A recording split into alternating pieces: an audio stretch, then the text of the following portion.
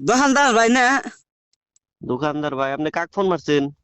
ওই যে বিশুদ্ধবার দিন যে তোমার ঘর থেকে ফ্রিজ নিয়ে এলাম, সেই বুড়ি আমি ফোন ধরছি। হ্যাঁ হ্যাঁ হ্যাঁ হ্যাঁ, চিনছি, কোন?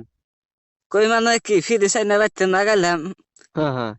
ফ্রিজের মধ্যে কলা থে দিছি। আচ্ছা। কলা থিয়া ঘুমাইছি রে, হানা ওইটা দিছি যে কলা কালা হয়ে গেছে গা, গুইলা গেছে গা, কেবা হয়েছে কা। ফ্রিজের মধ্যে আপনি কলা থা দিয়েছেন কে? কলা ফ্রিজের মধ্যে রাখলে তো ওইরকমই হবো। কেন ফ্রিজ ঠিক করা যাবো না?